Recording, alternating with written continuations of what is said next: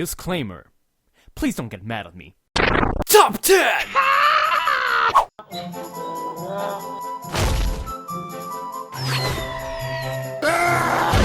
Look, I know what you're thinking. Hey Dex, why are you gonna talk shit about Zelda? Why you hate? Trust me, I freaking love The Legend of Zelda. It's one of my favorite franchises. And I never forget to collect merchandise based on Zelda whenever I get the chance. Look, I got the Zelda shirt, the Holy Bible itself, and oh, look, I got a little classic Link figure.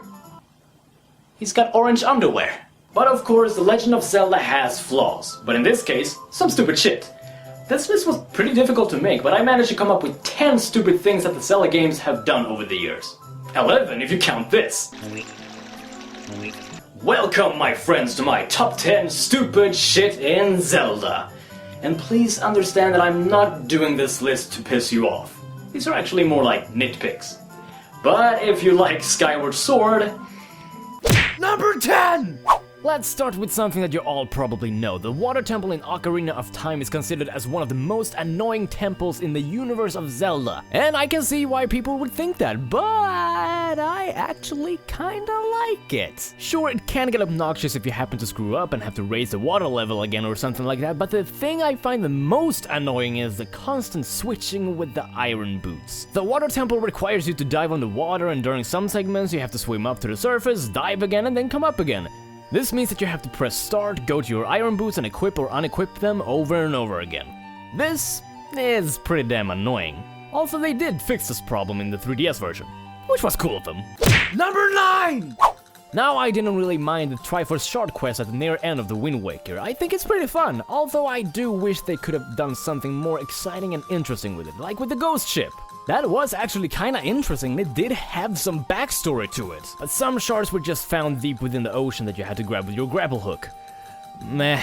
But the one thing that made me a little irritated was that the most amazing Zelda character ever introduced to the world of gaming, this guy by the way, wanted you to pay him a really high amount of rupees in order to translate your Triforce shards, so you finally would be able to find the damn shards. You have to pay 398 rupees for one Triforce shard. Make that 8 shards and you have to pay a total of 3,184 rupees. For crying out loud, I saved you from jail, you bastard! The least you could do is paying me back by not making me pay. And yes, I know they changed all of this in the HD remake, but it's still stupid. Number 8! A Link to the Past. How I suck at thee. I personally think this game is okay, but I can honestly say it's because I suck at it. So yes, it is my fault. But that's not what we're gonna talk about. The big leap they made from the 8-bit Zelda games to A Link to the Past was huge, with upgraded gameplay, more mechanics, more ways to attack your enemies, and why the fuck can I only have one item at a time? Hello? Every time you wanted to equip another item, you had to press select, go to your item, equip it, and exit the screen. Sure, it doesn't take that long, but long enough for it to become a nitpick. And they could have easily changed this. I know it's not a big deal, but it kinda tickles my butt.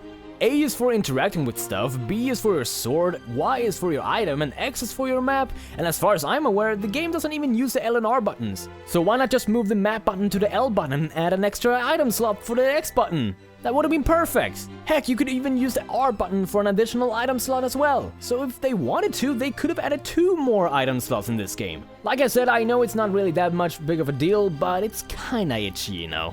Number 7! I'm one of the few people who actually sort of, kind of, somewhat, relatively to a certain extent, liked the Phantom Hourglass. Some of the puzzles were pretty fun as well as the boss fights, and it was a nice little sequel to Wind Waker. But one thing that really bugged me is that you had to revisit the Temple of the Ocean King multiple times during the game. You had to go through the same obstacles every time, only to reach an expanded part of the temple itself. Maybe a little more challenging, but not really anything new. And most of the time, it was just frustrating. And the Spirit Tracks did the same thing with the Tower of Spirits. That's where I gave up. Number 6! And here we go. You all probably know that I don't really like Skyward Sword. And I have my reasons. Here's one of them.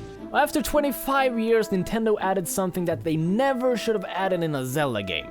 a fucking stamina bar. Now you might think that you actually have the ability to sprint and also climb faster thanks to it, but in all honesty, it makes you think it's convenient. But whenever you're out of stamina, you immediately feel that you're going real slow and just wish the stamina bar would just refill already. A lot of games have a sprinting meter, and whenever it's empty, you just sit there and wait in frustration as it fills up again, because you just wanna go. This is how fast you've been running since Ocarina of Time, and now it feels like a goddamn chore whenever you wait for the stamina bar to fill up again.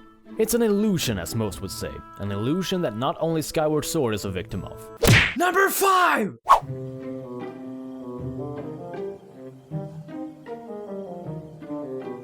I don't have to say anything.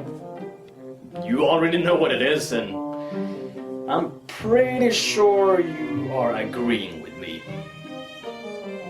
It's pretty stupid. NumberFour! Sometimes the Zelda games just loves to hold your hand throughout the game, and during very rare occasions that's very much appreciated, but sometimes it's not. Navi from Ocarina of Time has become a worldwide phenomenon for being so annoying with her "Hey, listen! Hey, listen!" And she's been known for her obnoxiousness ever since 1998. But then we got Fi. This goddamn character is holding your hand as if she wouldn't let you take a shit in peace. Every time there is something, and it's either something you already know or something completely unimportant. And it doesn't help that she is the most boring and emotionless companion ever. Sure, Navi was a little annoying, but at least she had a personality, and Midna was just downright awesome, and the King of Red Lions was, well, a boat. But Fi? No.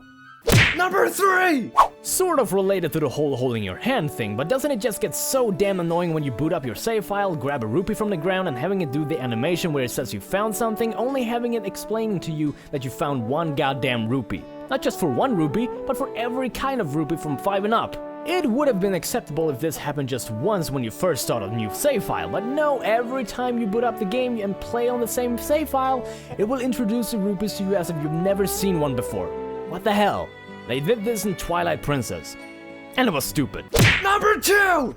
Even if I gave this game some shit just a second ago, I still freaking love Twilight Princess. I love everything about it, except for the wolf segments and the beginning, and the rupee thing. If you combine the beginning with the wolf segments, you get... The Tears of Light are something you need to collect as a wolf in order to return back to normal and finally enter the dungeon you want to enter. And you have to do this 3 times? All the tears are scattered around a certain area, and sometimes it's quite a bitch to try and find them. Especially the 3rd time. But after all this, the game is amazing.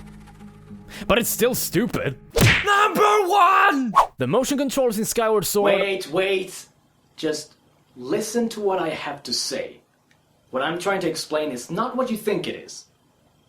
Okay. If I had to choose one thing that made me dislike Skyward Sword, then it must have been the motion controls. They just didn't work for me. Not just in the sense that they didn't respond well enough, it's just that they were just awkward. And that pissed a lot of people off, including me. Yes, I am aware that about half the people who played this game had absolutely no troubles with the controls whatsoever. And yes, I do believe them, but that's not the problem. The problem is the fact that the other half of the people who bought this game had problems with non-responding controls and just had a bad experience because of it until they ended up hating the game. This fact itself, from a business standpoint as well as a choice in game design, is pretty unacceptable. Of course some people were going to hate it, and I don't blame them. But like I said, some people didn't experience any problems with it, but that still doesn't change the fact that risking this game's reputation for a control scheme that pretty much didn't work for most people. It's bad. Some people love Skyward Sword and others hate it, and in my case, I really wanted to like this game, but I just couldn't. And there you have it, my top 10 stupid shit in Zelda. If you hate me by now, well, excuse me! Like I said before, I didn't do this list so you could hate me. I just wanted to see if I could find some problems with these games. And I at least hope you can understand why I'm nitpicking on them. Even if you disagree with me. But then again, why didn't I just call it the top 10 nitpicks in Zelda? Nah, stupid shit sounds funnier. Hey guys, did you like this video? I must have pissed a lot of people off, but hey, it was not intentional. I respect all of your opinions. And don't be afraid of posting some of your Zelda nitpicks in the comments below. And also don't forget to subscribe and follow me on Facebook and Twitter, as I'll be posting news, updates and other random shit. And you can also go ahead and follow me on Twitch. I do live streams at times. Okay, thanks, I love you, bye!